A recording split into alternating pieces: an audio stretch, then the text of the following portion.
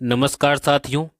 वर्तमान में जितनी भी सरकारी योजनाएं संचालित हैं उन सब की जानकारी प्रदान करने तथा उनका लाभ आपको मिल सके, इसी उद्देश्य से यह वीडियो बनाया गया है। अतः इन सभी योजनाओं का लाभ उठाने हेतु वीडियो को पूरा जरूर देखें और अभी तक इस चैनल को सब्सक्राइब नहीं किया है तो इसको सब्सक्राइब जरूर करें। यदि आप रोजगार की तलाश में हैं और अपना स्वयं का बिजनेस शुरू करना चाहते हैं लेकिन आपके पास में पैसे नहीं हैं और पैसे की वजह से आप अपना बिजनेस शुरू नहीं कर पा रहे हैं, तो आपके लिए नई योजना है प्रधानमंत्री मुद्रा योजना। इस योजना में शिशु योजना के माध्यम से आपको स्टार्टअप बिजनेस के लिए 50,000 रुपये का लोन दिया जाता है। और किशोर योजना में यदि आप आवेदन करते हैं तो इसमें 50,000 से लेकर के 5 लाख तक का लोन आपको प्रदान किया जाता है। और इसके अलावा यदि आप तरुण योजना में आवेदन करते हैं तो इसमें आपको 3 लाख से लेकर के 1 करोड़ तक का लोन आपको प्रदान किया जाएगा। इसमें बिना गिरवी रखे यानी कि कोई भी डॉक्यूमेंट, कोई भी सिक्योरिटी आपको मनी नहीं रखनी पड़ेगी। नो गारंटर, किसी भी गारंटर की आवश्यकता इसमें नहीं है। अग्निवीरों को टैक्स में छूट। अग्निपथ योजना 2022 में पंजीकृत अग्निवीरों को अग्निवीर कॉर्पस फंड से प्राप्त भुगतान कर मुक्त होंगे। अग्निवीरों को उनके द्वारा या केंद्र सरकार के द्वारा उनके सेवानिधि खाते में किए गए योगदान पर कुल आय की गणना में कटौती की अनुमति दी जाएगी। प्रधानमंत्री मत्स्य किसान समृद्धि सह योजना। कैबिनेट ने मत्स्य पालन क्षेत्र को औपचारिक बनाने और मत्स्य पालन सूक्ष्म और लघु उद्यमों को समर्थन देने के लिए प्रधानमंत्री मत्स्य किसान समृद्धि सह योजना को मंजूरी दी है।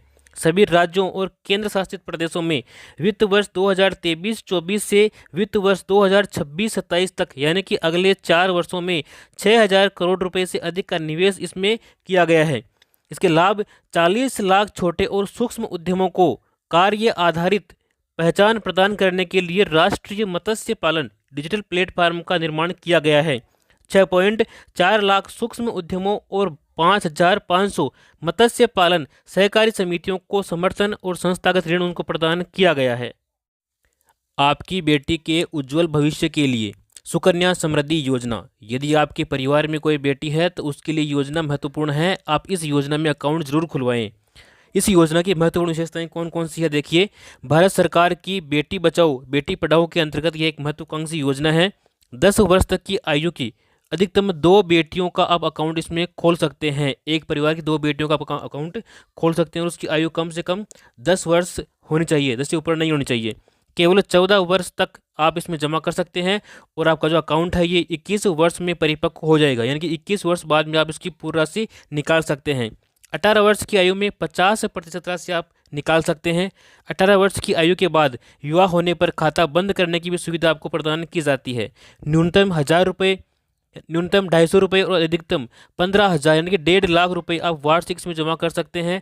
सभी बचत योजनाएं जो है ब्याज दर इसमें मिलने वाली है और धारा 80C के तहत इनकम टैक्स में छूट दी गई है। जो भी आपको खाता परिपक्व होने पर राशि मिलेगी उस राशि के ऊपर इनकम टैक्स नहीं लगेगा, बिल्कुल टैक्स फ्री है।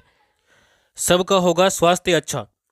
केंद्र सरकार के द्वारा लागू आयुष्मान भारत प्रधानमंत्री जन आरोग्य योजना एवं प्रदेश में संचालित स्वास्थ्य बीमा योजना को एकीकृत करके मुख्यमंत्री आयुष्मान आरोग्य योजना लागू की गई है।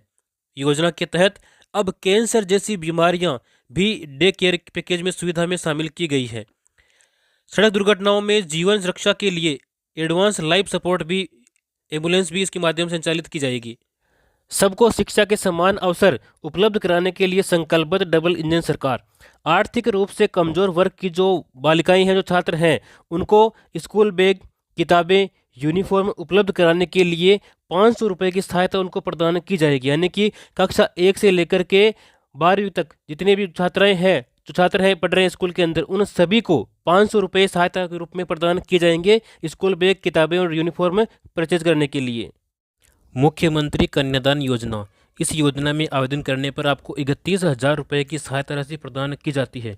यदि आप अनुसूचित जाति, जनजाति एवं अल्पसंख्यक वर्ग के BPL परिवारों की 18 वर्ष या अधिक आयु की कन्याओं का विवाह करने पर आपको 31,000 रुपये दिए जाते हैं। इसके अलावा अंत्योदय परिवार, आस्था कार्डधारी परिवार, आर्थिक दृष्टि से कमजोर विधवा महिलाएं, विशेष योग्यजन व्यक्तियों, पालनहार में लाभार्थियों की कन्याओं तथा महिला खिलाड़ियों के विवाह पर 21,000 रुपये की सहायता राशि प्रदान की जाती है। और इसके अलावा यदि कन्या 10वीं पास है तो उसको 10,000 रुपये अतिरिक्त दिए जाएंगे, और यदि वह स्नातक पास हैं तो उसको 20,000 रुपये की अतिरिक्त सहायता प्रदान की जाती है इस योजना के माध्यम से। प्रधानमंत्री विश्वकर्मा योजना पारंपरिक शिल्पकारों और कारीगरों को सहायता देने के लिए ये केंद्रीय योजना है। देखिए, इस योजना का लाभ कौन कौन ले सकते हैं? कारपेंटर, नाव बनाने वाले, अस्त्र बनाने वाले, लोहार, ताला बनाने वाले, हथौड़ा और टूलकिट निर्माता, सुनार, कुम्हार, मूर्तिकार, मोची, राजमिस्त्री, इसके अलावा डलिया, चटाई, झाड़ू बनाने वाले और पारंपरिक गुड़िया बनाने वाले और खिलौना बनाने वाले, नाई, मालाकार, धोबी, दर्जी और मछली का जाल बनाने वाले इस योजना का लाभ ले सकते हैं। इस योजना के मुख्य बिंदु देखिए, इस योजना के लिए 13,000 करोड़ रुपए का बजट का प्रावधान किया गया है और 18 प्रकार के पारंपरिक व्यवसाय इस योजना में शामिल किए गए हैं। शिल्पकार और कारीगरों को प्रमाण पत्र भी दिया जाता है और आईडी कार्ड के जरिए उनको पहचान दी जाती है।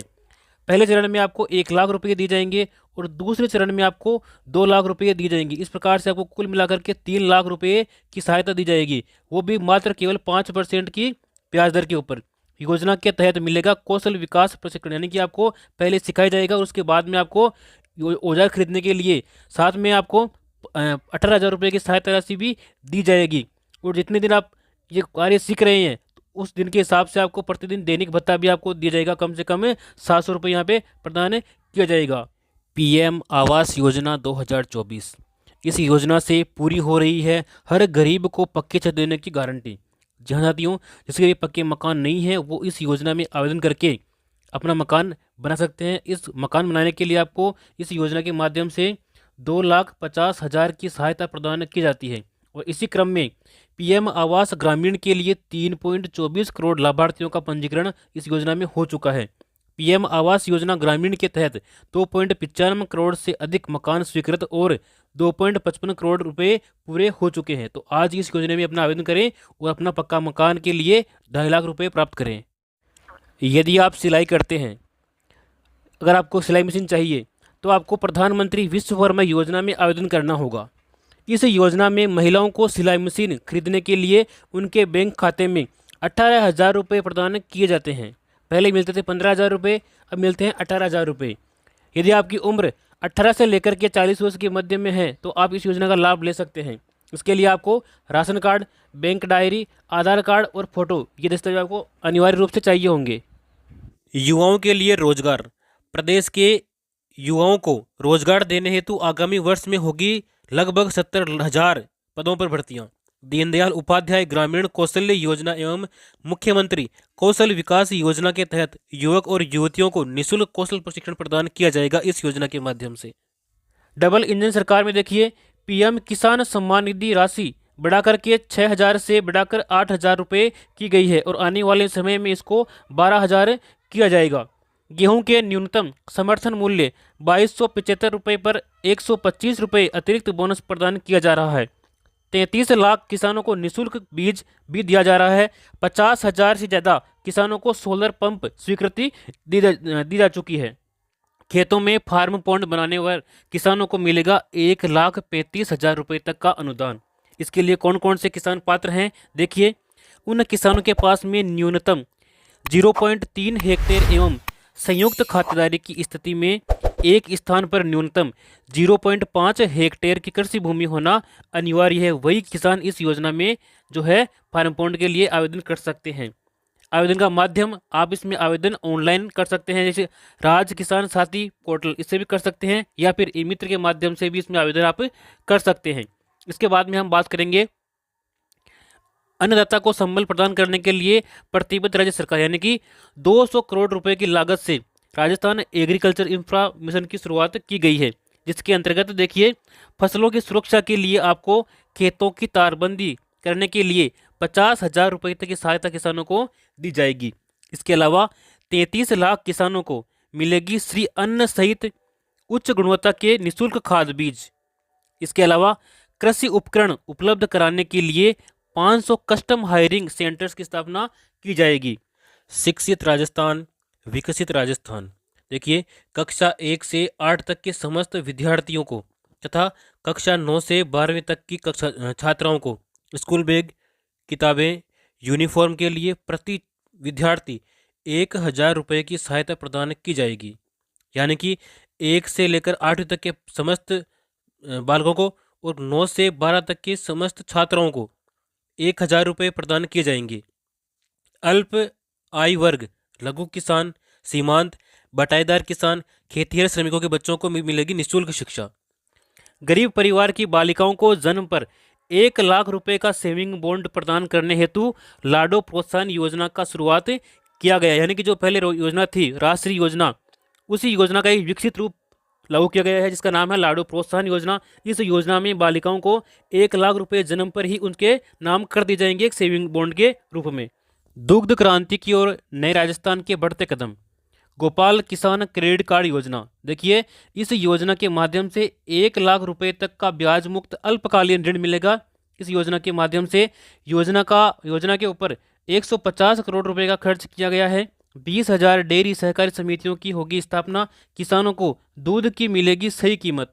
ग्रामीण क्षेत्रों में उत्तम स्वास्थ्य सेवाएं उपलब्ध कराने की दिशा में आयुष्मान आरोग्य मंदिरों की स्थापना की जाएगी।